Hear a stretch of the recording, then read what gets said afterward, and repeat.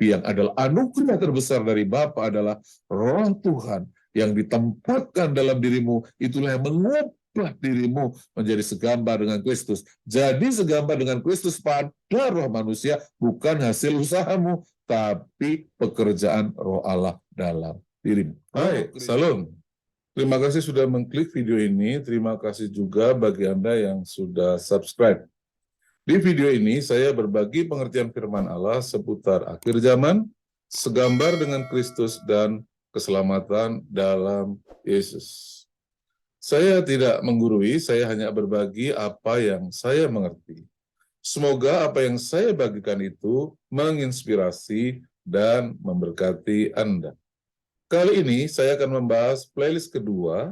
Setelah sekian lama saya membahas akhir zaman, kita kali ini akan membahas playlist kedua dengan tema segambar dengan Kristus. Dan kali ini kita akan membahas judul segambar dengan Kristus itu dalam konteks atau kita akan fokuskan bagaimana prosesnya itu terjadi dalam kehidupan kita. Oke, itu yang kita akan bahas ya. Tanpa basa-basi lagi, kita akan segera mulai.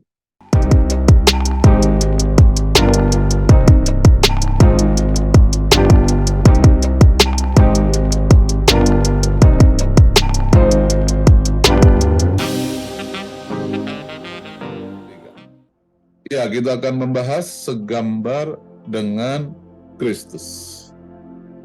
Kita akan fokus pada bagaimana prosesnya. Bagaimana segambar dengan Kristus itu terjadi berdasarkan nas Alkitab. Oke, kita lanjutkan.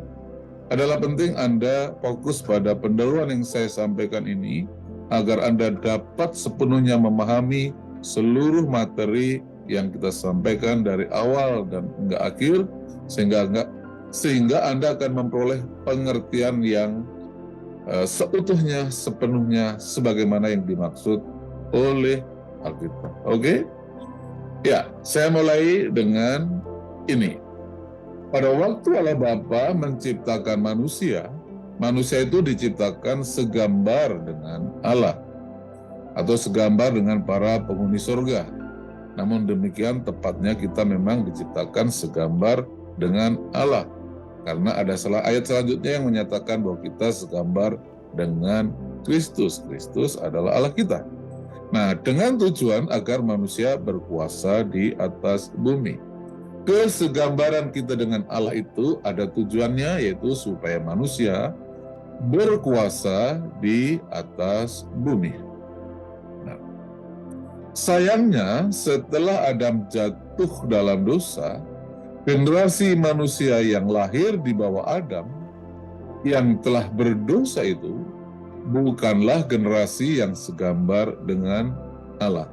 Adam memang segambar dengan Allah, tapi Adam setelah jatuh dalam dosa, dia sudah tidak segambar lagi dengan Allah karena dia kehilangan kemuliaan Allah. Bagian penting yang membuat Adam dapat dinyatakan segambar dengan Allah itu telah hilang dari Adam. Nah, oleh sebab itu, generasi yang lahir di bawah Adam yang telah berdosa itu bukanlah generasi yang segambar dengan Allah, tetapi generasi yang segambar dengan Adam atau manusia, yaitu generasi manusia yang kehilangan kemuliaan Allah, kehilangan kekuasaan, dan terancam maut. Itulah yang terjadi ketika Adam jatuh dalam dosa dan anak keturunannya berada pada satu kondisi di mana mereka semuanya segambar dengan Adam yang berdosa itu, yang kehilangan kemuliaan, kehilangan kekuasaan atas bumi, dan terancam maut. Upah dosa adalah maut. Nah, setelah genap waktunya, sebagaimana rencana Allah Bapa untuk menyelamatkan manusia yang jatuh dalam dosa itu, Allah Bapa mengutus anaknya yang tunggal, yaitu Tuhan Yesus Kristus ke dunia, untuk menebus manusia yang telah jatuh dalam dosa. Dan barang siapa yang percaya pada penebusan itu akan diselamatkan. Dalam arti, dilahirkan kembali menjadi ciptaan baru yang segambar dengan Kristus. Anda bisa melihat maksud dan rencana Allah itu pada Roma pasal 8 ayat 29 sampai ayat 30. Nah, tadi ada ayat yang menyatakan bahwa saya tambahkan lagi, tadi ada ayat yang menyatakan bahwa manusia keturunan Adam itu bukan lagi segambar dengan Allah, melainkan segambar dengan Adam. Anda bisa lihat pada kitab Kejadian pasal 5 ayat 3. Saya tidak membacakan ayat ini karena ayat ini bisa Anda periksa sendiri ya. Ini adalah pengantar-pengantar saja. Ayat-ayat yang ditaruh di sini Anda bisa cek sendiri. Nah, jadi setelah genap waktunya Bapa mengutus Tuhan Yesus Kristus, maka Tuhan datang menebus manusia dan menyelamatkan manusia itu. Nah, dalam proses penyelamatan itulah manusia dilahirkan kembali menjadi ciptaan yang baru yang segambar dengan Kristus. Itu terdapat pada kehendak Allah Bapa menjadikan manusia segambar dengan Kristus itu. Prosesnya dapat Anda lihat pada Roma 8 ayat 29 sampai ayat 30. Nah, lantas bagaimana prosesnya? Yaitu proses manusia itu kembali menjadi segambar dengan Kristus. Ya, pada video ini saya ajak Anda melihat nas Alkitab yang menjelaskan bagaimana proses segambar dengan Kristus itu terjadi agar Anda mengerti dan bahkan mengalami kebenarannya. Oke? Baik, kita akan lanjutkan. Ya, ada 3 topik pembahasan yang kita akan bahas dalam rangka untuk mengerti bagaimana proses segambar dengan Kristus itu terjadi. Pertama, berawal dari mendengar Injil keselamatan. Yang kedua adalah dilahirkan kembali menjadi manusia baru yang segambar dengan Kristus. Dan ketiga, karena manusia telah kembali segambar dengan Kristus, maka manusia itu, manusia yang percaya dalam Yesus yang telah menjadi ciptaan baru, kembali berkuasa dalam hidup ini. Oke, jelas ya? Kita akan bahas satu persatu. Kita mulai dari berawal dari mendengar Injil keselamatan. Ya, ada beberapa poin penting yang saya ingin sharekan kepada Anda sehubungan dengan berawal dari mendengar Injil keselamatan. Pertama, kita akan memahami dulu istilah Injil. Kita akan melihat etimologi Injil itu sebenarnya seperti apa. Istilah Injil itu berasal dari bahasa Arab Injil, ya, yang diturunkan dari bahasa Yunani Euangelion, yang berarti kabar baik atau berita kesukaan. Jadi yang dalam bahasa Inggris disebut gospel itu berasal dari 2 kata Inggris kuno, good dan spell, kabar baik. Maka sampainya ke dalam bahasa Indonesia berdasarkan serapan bahasa Arab itu menjadi Injil. Nah, kata aslinya dari kata Yunaninya Euangelion. Kalau diterjemahkan dalam bahasa Indonesia artinya kabar baik atau kabar kesukaan. Itulah etimologi dari kata Injil. Nah, sekarang kita akan melihat apa definisi Injil itu. Ini definisi Injil menurut Alkitab, ya, tepatnya menurut Rasul Paulus. Roma pasal 1 ayat 16 itu mendefinisikan apa itu Injil dengan baik. Rasul Paulus berkata, sebab aku mempunyai keyakinan yang kokoh dalam Injil karena Injil adalah kekuatan Allah yang menyelamatkan setiap orang yang percaya. Pertama-tama orang Yahudi, tetapi juga orang Yunani. Sebab di dalamnya nyata kebenaran Allah yang bertolak dari iman dan memimpin kepada iman, seperti ada tertulis, orang benar akan hidup oleh iman. Jadi kalau orang bertanya, apa sih sebetulnya Injil? Injil adalah kekuatan Allah yang menyelamatkan. Siapa yang dapat diselamatkan? Yaitu setiap orang yang percaya. Entahkah dia orang Yahudi atau bangsa non-Yahudi seperti bangsa Yunani dan juga bangsa-bangsa lain. Nah, asal mereka mendengar Injil, maka mereka akan diselamatkan. Apa Injil? Kabar baik, ya. Injil itu bukanlah kitab, Injil itu artinya kabar baik. Jadi yang penting apa isi kabar baiknya. Oke, jelas ya? Anda sudah tahu seperti ini. Kita tambahkan satu ayat lagi. Rasul Paulus berkata kepada jemaat Korintus di 1 Korintus pasal 15 ayat 1 sampai 2, "Dan sekarang saudara-saudara, aku mau mengingatkan kamu kepada Injil yang aku beritakan kepadamu dan yang kamu terima dan yang di dalamnya kamu teguh berdiri. Oleh Injil itu kamu diselamatkan." Jadi Bapak Ibu, saudara-saudariku, yang bisa membuat Anda selamat adalah kalau Anda mendengar kabar baik yang berisi tentang Yesus Kristus yang menebus dosa manusia yang percaya diselamatkan. Injil bukanlah sembarang khotbah yang perlu Anda dengar, seperti khotbah untuk berbuat baik, khotbah untuk mengasihi, khotbah untuk memberi, khotbah untuk pelayanan, dan sebagainya. Semua khotbah-khotbah itu tentu baik. Tetapi yang dapat menyelamatkan adalah kalau seseorang dengar isi berita Injil, yaitu kabar baik yang dapat menyelamatkan. Oke, jelas ya? Nah, sekarang kita akan lihat garis besar atau isi dari kabar baik atau Injil itu.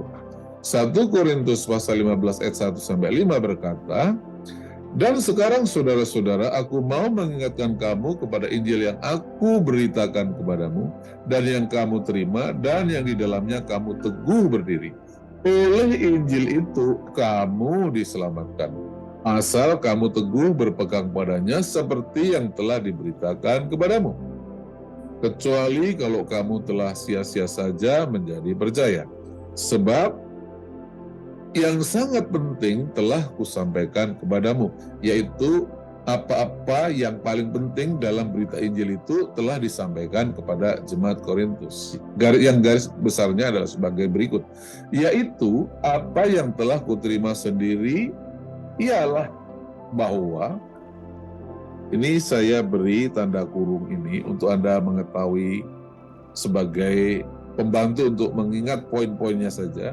1, Kristus telah mati karena dosa-dosa kita. Jadi dalam berita Injil, itu adalah berita yang memberitakan bahwa Kristus telah mati karena dosa-dosa kita. Hanya kabar yang menceritakan bahwa Kristus telah mati karena dosa-dosalah, maka kabar itu bisa menyelamatkan. Kristus yang tidak mati untuk dosa-dosa kita itu tidak ada gunanya bagi kita. Tapi kita mempercayai Kristus telah mati karena dosa-dosa kita sesuai dengan kitab suci. Maksudnya, kematian Kristus karena dosa-dosa kita itu telah dinubuatkan jauh-jauh hari, bahkan ribuan tahun yang lalu oleh para nabi. Tepat seperti para nabi itu, Kristus mati karena dosa-dosa kita. Kedua, ia telah dikuburkan. Jadi karena dia telah mati, maka Kristus itu telah pernah dikuburkan selama 3 hari. Artinya apa? Ya betul-betul mati. Kalau orang sudah dikubur 3 hari kan udah pasti mati kan? Jadi di kuburan itu kan tidak ada udara, tidak ada kehidupan. Jadi ya pasti mati. Kalau orang sudah dikubur selama 3 hari, nggak usah dibunuh pun, kalau dikubur 3 hari ya pasti mati. Nah, Kristus itu telah dikubur selama 3 hari. Dan bahwa yang ketiga, ia telah dibangkitkan. Nah, karena dia telah mati, sekarang dia telah dibangkitkan pada hari yang ketiga. Jadi Yesus mati selama 3 hari, sesuai dengan kitab suci. Dan bahwa nomor 4, ini garis besar yang penting, ia telah menampakkan diri kepada Kefas dan kemudian kepada ke-12 muridnya. Sesudah itu ia menampakkan diri kepada lebih dari 500 saudara sekaligus. Kebanyakan dari mereka masih hidup sampai sekarang, tetapi beberapa di antaranya telah meninggal. Sampai Rasul Paulus menjadi Kristen dan menjadi seorang pelayan Tuhan, para saksi-saksi dari kebangkitan Kristus ini sebagian masih hidup. Jadi kematian, penguburan, kebangkitan, dan penampakan diri Yesus Kristus yang telah bangkit kepada banyak orang itu banyak saksinya. Jadi ini bukan cerita isapan sembel, bukan cerita karangan, bukan cerita buatan, tapi sejarah nyata yang disaksikan minimal oleh 500 pasang mata, yaitu para murid-muridnya. Dan bahkan ini telah menjadi peristiwa besar di Yerusalem hingga sampai Romawi karena keterlibatan pasukan dari Romawi dan para penguasa yang diperintahkan oleh Kaisar Romawi untuk berkuasa di tanah Palestina pada waktu itu. Oke? Jadi ada 4 hal penting dalam Injil, yaitu pertama adalah penyebab kematian Yesus, yaitu karena dosa manusia. Kemudian bukti kematian Yesus, yaitu telah dikuburkan. Kemudian bukti Yesus telah mengalahkan maut, yaitu Yesus bangkit pada hari ketiga. Dan bukti bahwa Yesus sudah hidup, bangkit, menampakkan diri kepada para muridnya. Inilah inti berita Injil. Kalau orang mendengar berita ini, selamat. Kalau orang tidak mendengar berita yang seperti ini, yang di dalamnya ada 4 hal pokok ini, Kristus mati karena dosa, ia telah dikubur selama 3 hari, dan bangkit pada hari yang ketiga sesuai dengan kitab suci, dan telah menampakkan diri kepada murid-muridnya. Kalau beritanya bukan ini, itu bukan Injil yang menyelamatkan. Tapi Injil yang bisa menyelamatkan adalah Injil di mana Yesus telah mati untuk menebus dosa orang lain dengan cara mengorbankan dirinya. Dan dia betul-betul telah mati, dan dalam kematiannya itu ia telah mengalahkan maut karena dia bisa bangkit pada hari ketiga dan menampakkan diri. Dengan berita ini orang memperoleh pengharapan. Pengharapan apa? Dosamu telah ditebus, maut telah dikalahkan. Kalau kamu percaya kepadaku, kamu memperoleh hidup kekal. Itulah inti dari Injil. Inilah awal penting dari Injil yang perlu didengar orang sebelum seseorang mengalami keserupaan dengan Tuhan Yesus Kristus. Ia harus bertemu dengan Injil. Ia harus mendengar berita Injil, bukan sekedar ke gereja mendengar berbagai khotbah untuk membangun kehidupan. Tapi yang paling penting awal didengar adalah Injil yang isinya 4 hal ini. Kristus mati, Kristus dikubur, Kristus bangkit, dan Kristus menampakkan diri pada para murid-muridnya. Nah, bagaimana proses keselamatan lewat Injil itu bisa terjadi dalam kehidupan kita? Ini prosesnya. Efesus pasal 1 ayat 13 menjelaskan. Dan di dalam dia kamu juga, maksudnya dalam Yesus, karena kamu telah mendengar firman kebenaran yang mana? Karena firman itu banyak. Yaitu Injil keselamatanmu. Injil yang menyelamatkan itu. Nah, ketika seseorang mendengar firman Tuhan, yaitu firman khusus, ya pada pokok masalah kabar baik, yaitu Injil keselamatan, maka di dalam Yesus, di dalam ini, ketika kamu percaya, ketika seorang percaya pada berita Injil itu, dimeterai dengan Roh Kudus. Ingat ya, dimeterai dengan Roh Kudus ini tidak nunggu waktu lama. Begitu seseorang mendengar Injil dan dia percaya, maka dia dimeterai dengan Roh Kudus yang dijanjikannya itu. Oke, perhatikan ya. Begitu seseorang mendengar firman kebenaran, Injil keselamatan, maka ketika orang itu percaya, mereka dimeterai dengan Roh Kudus. Inilah yang terjadi. Dengar Injil, percaya, terima, meterai Roh Kudus. Nah, selanjutnya 1 Yohanes 5 ayat 1 berkata, setiap orang yang percaya bahwa Yesus adalah Kristus. Jadi ketika seorang itu percaya dan kemudian dimeterai dengan Roh Kudus, maka pada waktu Roh Kudus dimeteraikan dalam dirinya itu, maka orang itu mengalami lahir baru. Yang kita sebut sebagai lahir dari Allah. Dia dilahirkan kembali.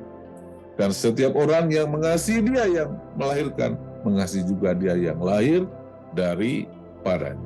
Jadi, bagaimana keselamatan itu terjadi adalah ketiga 2 proses ini terjadi. Pertama, percaya bahwa Yesus adalah Kristus, Yesus Mesias, yang melakukan 4 hal tadi ya, Yesus Mesias, Yesus Kristus, Yesus Juru Selamat itu, Mesias anak Allah yang dijanjikan itu datang, dia melakukan suatu proses penyelamatan. Dan proses penyelamatan itu terdiri dari kematiannya karena dosa, penguburannya, dan kemudian kebangkitannya, dan penampakannya kepada para murid-muridnya sebagai bukti bahwa proses keselamatan telah terjadi.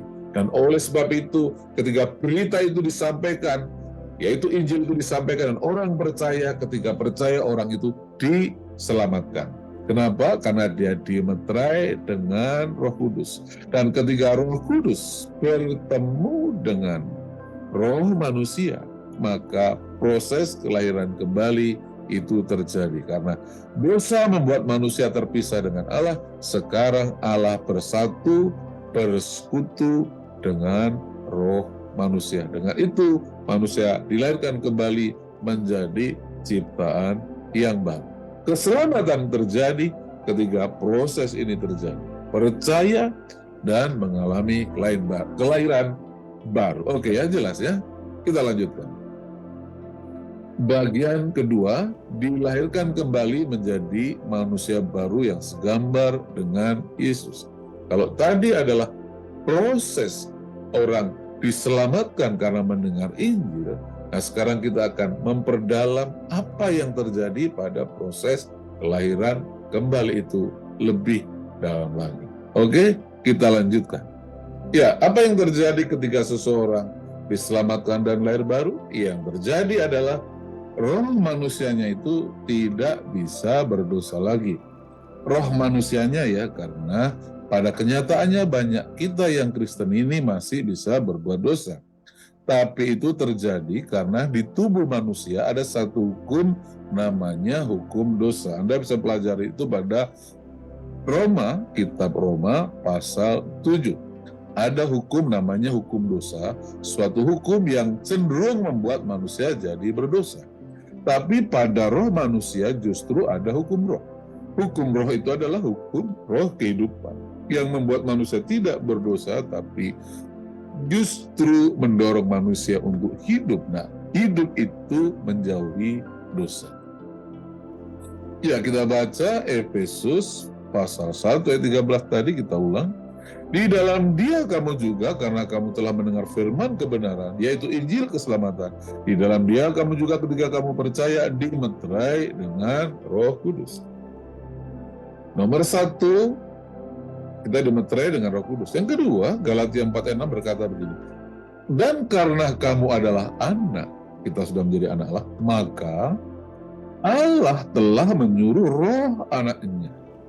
Jadi nanti saudara akan tahu Roh Kudus ini yang mana. Karena pada dasarnya ada dua roh yang akan bekerja, yang kita akan alami ya. Semua orang Kristen mengalami 2 kali pengalaman dengan Roh Kudus. Pertama, roh sebagai meterai, dan baptisan Roh Kudus. Meterai Roh Kudus itu kita terima waktu diselamatkan. Baptisan Roh Kudus itu kita terima waktu kita mengalami bahasa roh itu. Jadi 2 peristiwa yang berbeda. Karena kamu adalah anak, maka Allah telah menyuruh roh anaknya. Nah, karena Roh Kudus ini ternyata adalah roh anaknya, maka pada dasarnya itu adalah Roh Kristus atau Roh Tuhan. Oke ya, roh anaknya itu artinya rohnya Kristus, rohnya Tuhan. Ke dalam hati kita yang berseru, ya Aba, ya Bapa. Roh itulah Roh Kristus, roh anaknya ini memungkinkan kita berseru, ya Bapa. Oke? Kemudian, setiap orang yang lahir dari Allah, oleh karena dimeterai dengan Roh Kudus, di mana roh anaknya itu masuk ke dalam hati kita, maka kita mengalami kelahiran baru. Maka setiap orang yang lahir dari Allah tidak berbuat dosa lagi, sebab benih ilahi tetap ada di dalam dia. Yang dimaksud benih ilahi ya Roh Kristus itu, Roh Tuhan atau Roh Allah. Itu yang membuat kita tidak bisa berdosa lagi, karena roh kita itu sudah menyatu dengan Roh Kristus. Kehadiran Roh Kristus menyatu bersekutu dengan roh kita, itulah yang membuat roh manusia menjadi ciptaan yang baru. Oke? Nah, dan dikatakan dalam ayat ini, ia tidak dapat berbuat dosa karena ia lahir dari Allah. Jadi, roh manusia itu yang telah dilahirkan baru, jadi kelahiran baru itu hanya terjadi pada dimensi roh kita ya, tidak pada jiwa kita, tidak juga pada tubuh kita. Setelah manusia lahir baru, roh manusia itu sudah tidak berdosa lagi. Roh manusia inilah yang dapat perintah dari Tuhan, yaitu persembahkanlah tubuhmu. Jadi dia harus mempersembahkan tubuhnya sebagai korban yang hidup di hadapan Tuhan. Itu tertulis di Roma pasal 12 ayat 1. Yang kedua perintahnya adalah, janganlah kamu serupa dengan dunia ini, tetapi berubahlah oleh pembaruan budimu. Nah, justru roh itu diperintahkan untuk memperbarui budinya atau pikiran atau pengertian yang dia miliki, agar tidak sama dengan dunia ini. Jadi, roh itu, kenapa roh itu bisa diperintah seperti itu? Karena roh ini sudah tidak bisa berdosa lagi. Oleh sebab itu, roh manusia itu sudah bisa sebetulnya mengendalikan pikiran dan tubuhnya. Roh manusia yang sudah lahir baru itu tidak bisa berdosa lagi karena benih ilahi, yaitu Roh Kristus, ada bersama dengan dia. Jadi setiap orang yang sudah dilahirkan kembali tidak bisa berdosa lagi karena Allah Bapa telah memerintahkan roh anaknya, Roh Kristus, benih ilahi itu ke dalam hati orang percaya dan bersekutu dengan roh manusia, sehingga roh manusia itu menjadi ciptaan baru yang tidak berdosa lagi. Jelas ya? Inilah yang terjadi pada waktu seseorang diselamatkan, dilahirkan baru, maka ia menjadi roh yang tidak berdosa lagi. Kedua, ini bukan sekedar tidak berdosa lagi, tapi karena memang telah menjadi ciptaan yang baru. 2 Korintus 5 ayat 17 mengatakan, jadi siapa yang di dalam Kristus, ia adalah ciptaan yang baru. Jadi persekutuan roh manusia dengan roh Kristus itulah yang menjadikan manusia ciptaan baru. Anda tahu ya, air biasa kalau diberi teh maka ia telah menjadi teh. Bukan lagi jadi air tapi jadi teh. Ditambah gula menjadi teh manis, ditambah es menjadi es teh manis. Roh manusia bersekutu dengan roh Kristus, ia menjadi roh ciptaan baru, yaitu roh yang sudah tidak bisa berdosa lagi. Itulah sebabnya dikatakan, yang lama sudah berlalu, sesungguhnya sekarang yang baru sudah datang. Nah, Efesus pasal 4 ayat 21-24 menjelaskan lebih jauh apa yang terjadi pada proses kelahiran baru atau penciptaan kembali itu. Dikatakan dalam ayat ini, karena kamu telah mendengar tentang dia dan menerima pengajaran di dalam dia menurut kebenaran nyata dalam Yesus, yaitu bahwa kamu berhubung dengan kehidupan kamu yang dahulu harus menanggalkan manusia lama yang menemui kebinasaannya oleh nafsunya yang menyesatkan, supaya kamu dibaharui dalam roh dan pikiranmu, dan perhatikan yang saya beri nomor 2 ini, mengenakan manusia baru. Setelah manusia jadi ciptaan baru, maka manusia itu, yaitu yang masih pakai pikiran lama, pakai tubuh lama, ternyata rohnya telah menjadi manusia baru. Maka manusia itu telah mengenakan manusia baru yang telah diciptakan ulang atau dilahirkan kembali tadi menurut kehendak Allah di dalam kebenaran dan kekudusan yang sesungguhnya.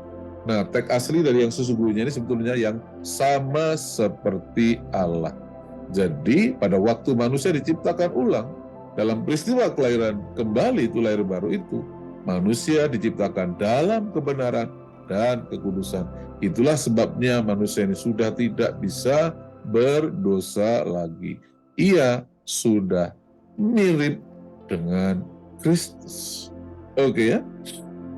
Nah, jadi berdasarkan kedua nas di atas dapat kita simpulkan bahwa hakikat dari kelahiran baru adalah roh manusia kita dicipta ulang menjadi ciptaan baru, dicipta ulang dalam kebenaran dan kekudusan yang sesungguhnya, yaitu yang sama seperti Allah. Dengan demikian, dari ayat ini kita mulai mengerti kita telah dicipta ulang untuk menjadi segambar dengan Allah. Cuma memang terjemahan barunya seperti ini. Teks aslinya sebetulnya yang seperti Allah. Oke, kita lanjutkan. Apa yang terjadi pada peristiwa keselamatan dan lahir baru? Yang ketiga adalah kita diubah segambar dengan Kristus. Bagaimana ini bisa terjadi? Ya, sebab semua orang yang dipilihnya dari semula Ini teks aslinya sebetulnya bukan dipilih, tapi yang dikenalinya dari semula. Allah itu mengenali orang-orang yang kalau diberitakan Injil mau nerima, mau dengar, mau percaya. Tapi Allah juga kenal orang-orang yang kalau dengar itu malah nolak, bahkan melawan, membenci, dan bahkan membunuh. Tetapi semua orang yang dikenalinya akan menerima Yesus sebagai Tuhan dan Juru Selamatnya, mereka itulah ditentukan dari semula untuk menjadi serupa dengan gambaran anaknya, supaya ia, Tuhan Yesus, anaknya itu menjadi yang sulung di antara banyak saudara. Nah, mereka yang ditentukannya dari semula ini, itu maksudnya orang-orang yang sudah dikenali dari dulu sebelum mereka selamat, bahkan Allah sudah mengenali mereka semua, mereka itu juga dipanggilnya. Bagaimana orang dipanggil? Dipanggil lewat Injil. Ingat ya, ada banyak nats lain yang saya tidak sempat bisa bagikan di sini. Cara seseorang dipanggil itu adalah mendengar Injil, karena hanya dengar Injil seorang bisa diselamatkan. Mereka ini juga dipanggilnya lewat pemberitaan Injil. Dan ketika seorang mendengar pemberitaan Injil dan percaya, maka dan mereka yang dipanggilnya lewat Injil dan percaya itu, mereka itu juga dibenarkannya. Jadi mereka menerima pembenaran, dikayoma, dibenarkan. Meskipun tidak benar, oleh karena imannya mereka kemudian dibenarkan, dikayoma. Dikayoma adalah istilah di dunia pengadilan, yaitu orang dinyatakan tidak bersalah oleh pengadilan. Nah, ketika Anda percaya Yesus, Allah menyatakan Anda tidak bersalah. Itulah sebabnya Anda, dengan kata lain, Anda dibenarkannya. Dan mereka yang dibenarkannya ini, mereka itu juga dimuliakannya. Ya, nanti kalau Tuhan datang, kita akan dipermuliakan bersama dengan Kristus. Tapi intinya, kehendak Allah Bapa lewat ayat ini jelas, Allah ingin kita menjadi serupa dengan gambaran anaknya. Itu tujuan dari keselamatan. Anda dipanggil, diselamatkan, supaya Anda kembali menjadi segambar dengan Kristus. Bagaimana prosesnya? Sebagai berikut. 2 Korintus 3 ayat 17-18 berkata begini. Sebab Tuhan adalah roh, dan di mana ada roh Allah, nah ini sebetulnya teks aslinya bukan Allah ya, karena ini bukan theos tapi kurios. Jadi kata Yunani untuk Tuhan itu kurios, sebab kurios adalah roh, maksudnya Tuhan itu adalah roh. Dan di mana ada roh Tuhan, jadi ini bukan roh dalam konteks Allah Bapa ya, di mana ada roh Tuhan kurios, di situ ada kemerdekaan. Dan kita semua yang percaya itu mencerminkan kemuliaan Tuhan dengan muka yang tidak terselubung. Dan kemuliaan itu, kita kan mencerminkan kemuliaan Tuhan. Ya, ada kemuliaan, ada terang yang terpancar di hidup kita, di roh kita. Hanya itu belum bisa terlihat sekarang. Nah, itu terpancar di roh kita. Begitu besar pancarannya. Dan karena dari mana kemuliaan itu berasal? Nah, dikatakan dalam ayat ini, dan karena kemuliaan itu datangnya dari Tuhan yang adalah roh. Jadi, kemuliaan yang terpancar dalam hidup kita itu datangnya dari Tuhan yang adalah roh tadi. Maka, oleh karena kemuliaan yang datangnya dari Tuhan itu, yang kemudian ada dalam hidup kita itu, kemuliaan itulah kemudian melakukan sesuatu di mana kita diubah menjadi serupa dengan gambarnya. Sekali lagi, kita diubah menjadi serupa dengan gambarnya dalam kemuliaan yang semakin besar. Oke? Kalau orang bertanya, bagaimana Pak prosesnya kita menjadi segambar dengan Kristus? Prosesnya adalah ketika roh Tuhan masuk dalam dirimu, kemuliaannya itulah kemudian terpancar juga pada dirimu. Dan karena itu kamu mulai mencerminkan kemuliaan Tuhan dalam hidupmu. Nah, kemuliaan itu sumbernya dari Tuhan. Dan karena kemuliaan itu mulai ada dalam hidupmu, kemuliaan itulah roh. Pancaran kemuliaan itulah yang telah mengubah dirimu. Dirimu yang manusia roh itu menjadi serupa dengan gambarnya. Karena itu manusia roh itu sudah tidak berdosa lagi karena sudah serupa segambar dengan Kristus. Ini terjadi di dimensi roh. tidak pada dimensi jiwa atau pikiran Anda, tidak juga pada dimensi fisik Anda. Atas jiwa dan fisik Anda punya tugas untuk mempersembahkan tubuhmu dan memperbarui pikiranmu. Tapi yang adalah anugerah terbesar dari Bapa adalah Roh Tuhan yang ditempatkan dalam dirimu, itulah yang mengubah dirimu menjadi segambar dengan Kristus. Jadi segambar dengan Kristus pada roh manusia bukan hasil usahamu, tapi pekerjaan Roh Allah dalam dirimu. Roh Kristus, Roh Tuhan itu dalam dirimu. Oke, jelas ya?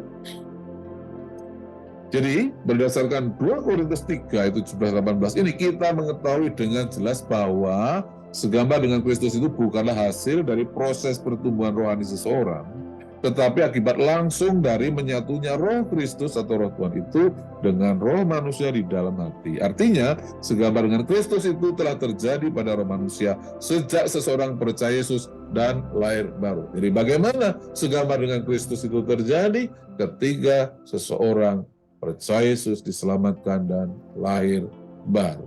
Oke, jelas ya? Kita lanjutkan. Bagian yang ketiga. Nah, kita sudah paham kan, saya sudah menyampaikan pendahuluan tadi bahwa ketika manusia diciptakan segambar dengan Allah itu agar mereka berkuasa. Dan ketika manusia jatuh dalam dosa, mereka kehilangan kekuasaannya. Itulah sebabnya iblis sempat disebut penghulu dunia ini, penguasa dunia ini. Kenapa? Karena penguasa dunia yang diberi otoritas telah jatuh dalam dosa karena dipecundangi oleh iblis di Taman Eden. Tetapi puji syukur kedatangan Tuhan Yesus Kristus mengembalikan posisi kita semula untuk kembali hidup berkuasa dalam hidup ini. Kembalinya posisi kita segambar dengan Kristus itulah yang memungkinkan kita kembali hidup dan berkuasa di kehidupan ini. Oke, kita lihat lebih jauh. Berkuasa dalam Yesus. Roma 5 ayat 17 berkata begini, sebab jika oleh dosa satu orang maut telah berkuasa oleh satu orang itu, maka lebih benar lagi mereka yang telah menerima kelimpahan kasih karunia dan anugerah pembenarannya di kayu akan hidup anugerah kebenaran itu di kayu sune. Jadi orang sudah menerima kebenaran, menerima pembenaran dari Allah. Orang yang sudah menerima anugerah kebenaran ini atau di kayu sune ini akan hidup dan berkuasa oleh karena satu orang itu, yaitu Yesus Kristus.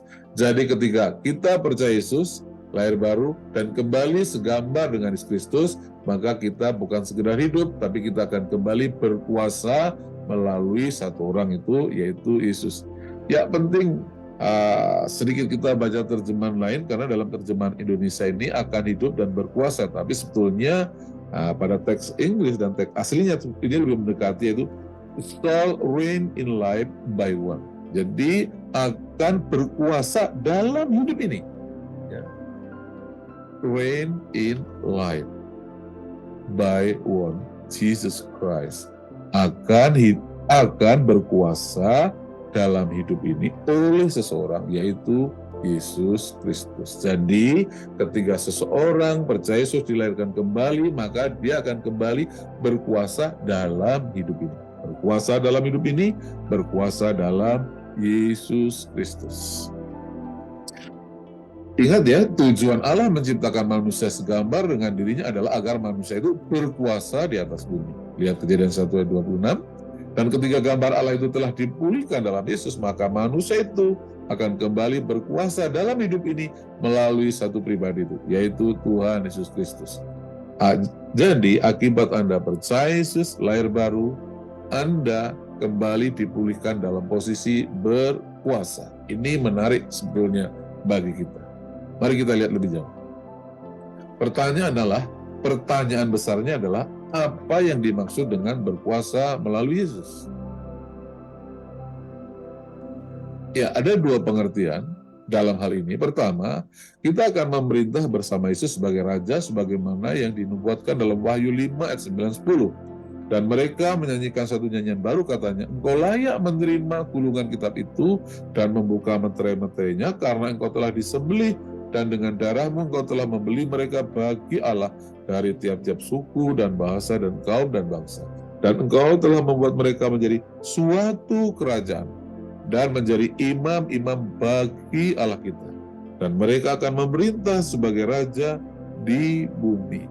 Jadi karena kita telah ditebus oleh darah Yesus Kristus, maka kelak kita akan memerintah bersama Yesus sebagai raja di bumi. Ini kita masih menunggu waktunya. Nah, namun ada pengertian yang kedua, yaitu berkuasa melalui doa. Inilah hal yang penting Anda pahami. Doa itu adalah kekuasaan yang dipulihkan. Doa itu bukan sekedar Anda share dengan Tuhan, curhat dengan Tuhan, atau berkomunikasi dengan Tuhan, atau orang mengartikan bahwa doa adalah nafas hidup. Ya, itu ungkapan-ungkapan yang manis, tapi bukan sesuatu yang definitif. Doa itu sebetulnya adalah kekuasaan yang dimiliki oleh orang percaya. Dengan berdoalah Anda menjalankan kekuasaan itu dalam Yesus Kristus. Mari kita baca beberapa ayat ini. Aku berkata kepadamu, kata Tuhan, sesungguhnya barang siapa percaya kepadaku, ia akan melakukan juga pekerjaan-pekerjaan yang aku lakukan, bahkan pekerjaan-pekerjaan yang lebih besar daripadaku, sebab aku pergi kepada Bapa. Dan apa juga yang kamu minta dalam namaku. Nah, berdoa itu artinya meminta atau memerintah. Kalau dengan Allah kita meminta sesuatu, kalau menghadapi situasi iblis, kondisi yang buruk, kita bisa perintahkan itu supaya misalnya seperti hujan reda, gelombang badai diam. Nah, itu kita bisa lakukan dalam doa. Tapi kalau kepada Allah kita meminta. Nah, kita bisa meminta dalam nama Yesus. Anda tidak bisa meminta begitu saja tanpa menggunakan nama ini. Kenapa? Karena Alkitab mengatakan, shall reign in life by one, Jesus Christ. Kamu akan berkuasa oleh karena satu orang itu, yaitu Yesus Kristus. Minta dalam namaku. Aku akan melakukannya, kata Tuhan, supaya Bapa dipermuliakan di dalam Anak. Jika kamu meminta sesuatu kepadaku dalam namaku, ingat ya, dalam nama Yesus. Kalau Anda meminta, maksudnya berdoa, lakukan itu dalam nama Yesus. Tanpa nama Yesus, Anda tidak bisa berbuat apa-apa. Tapi kalau Anda memintanya dalam nama Yesus, dan Yesus mau, Anda punya kekuasaan yang luar biasa. Sebesar apa? Sebesar kuasa Tuhan. Tuhanlah yang akan melakukan permintaan Anda itu. Oke? Jika kamu minta sesuatu kepadaku, kata Tuhan, dalam namaku, Tuhan berjanji, aku akan melakukannya. Tuhan berjanji, aku akan melakukannya. Maka, di dalam Yesus Anda kembali berkuasa dalam hidup ini lewat doa. Itulah sebabnya Alkitab mengatakan begini, kamu tidak memperoleh apa-apa karena kamu tidak berdoa. Anda itu berkuasa. Kalau Anda tidak jalankan kekuasaan itu, tidak ada sesuatu yang terjadi. Sesuatu akan terjadi kalau Anda berdoa. Tapi kalau Anda tidak berdoa, tak ada yang terjadi. Doa dalam nama Yesus adalah doa yang akan membuat apa yang tak mungkin sekalipun bisa bisa terjadi.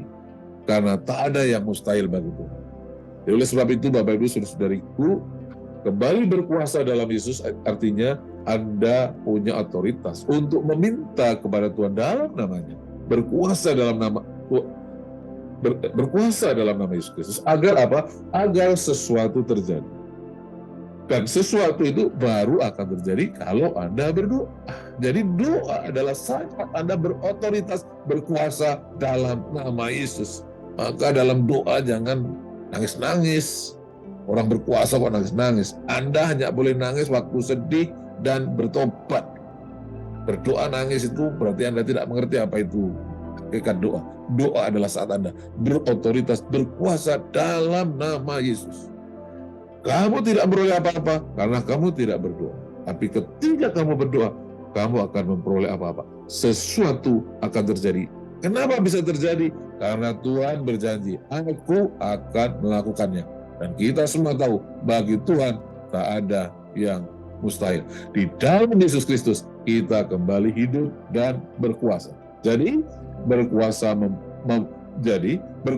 melalui Yesus punya dua arti penting ini, yaitu pertama, memerintah sebagai raja di bumi kelak. Kedua, berkuasa atau meminta atau berdoa dalam hidup ini, maksudnya bukan di 1000 tahun nanti, tapi sekarang ini, agar sesuatu terjadi dalam nama Yesus Kristus. Berdoalah, sesuatu akan terjadi. Kenapa? Karena kamu punya otoritas. Hanya otoritas itu tidak bisa jalan tanpa nama Yesus Kristus. Mintalah sesuatu kepada Tuhan, dan Tuhan akan melakukannya. Oke, inilah hal dahsyat yang terjadi karena Anda telah kembali segambar dengan Kristus. Segambar dengan Kristus artinya Anda kembali hidup dan berkuasa dalam hidup ini. Karena tujuan Allah menjadikan kita segambar dengan Kristus agar Anda hidup dan berkuasa. Jelas ya? Jadi kesimpulannya, berdoa, meminta atau memerintahkan dalam hidup ini adalah manifestasi dari kekuasaan yang dimiliki orang percaya dalam Yesus Kristus Tuhan. Ingat ayat ini, kamu tidak beroleh apa-apa karena kamu tidak berdoa. Sebaliknya, kalau kamu berdoa, sesuatu akan terjadi dalam nama Yesus. Karena bagi Tuhan, tak ada yang mustahil. Baik, saya akan sampaikan catatan penting di penghujung video ini. Pertama, setelah seseorang mendengar Injil dan percaya Yesus adalah Kristus, maksudnya Mesias anak Allah, maka roh manusia itu dicipta ulang atau dilahirkan kembali dalam kebenaran dan kekudusan agar roh manusia itu tidak bisa berdosa lagi. Dalam proses penciptaan ulang ini, Allah Bapa menaruh roh anaknya, yaitu roh Kristus yang kita sebut juga sebagai roh Tuhan, ke dalam hati orang percaya. Dan akibat dari persekutuan antara roh manusia dengan roh Kristus itu, maka roh manusia diubah menjadi segambar dengan Kristus. Itu tadi dijelaskan di 2 Korintus ya, pasal 3 ayat 17-18. Nah, jadi menjadi segambar dengan Kristus bukanlah hasil usaha manusia, tapi anugerah Allah Bapa. Ini akibat langsung dari peristiwa kelahiran baru, penciptaan ulang yang terjadi pada roh manusia. Ini tidak terjadi pada pikiranmu, pada jiwamu, karena kamu mendapat perintah untuk merubahnya. Ini tidak terjadi juga pada tubuh. Nah, yang keempat, oleh karena Kristus adalah gambar Allah yang tidak kelihatan, maka menjadi segambar dengan Kristus berarti telah kembali dalam rencana Allah Bapa semula, yaitu menjadi segambar dengan Allah. Dan dalam posisi sebagai manusia baru yang segambar dengan Kristus atau segambar dengan Allah itu, pada dimensi roh, manusia baru ini telah kembali berkuasa dalam hidup ini dengan cara berdoa dalam nama Yesus. Dalam Yesus Anda punya kuasa. Demikianlah tadi bagaimana proses segambar dengan Kristus terjadi. Bagaimana dengan pendapat Anda? Silakan diketik di kolom komentar. Sampai bertemu pada video selanjutnya. Tuhan Yesus Kristus memberkati.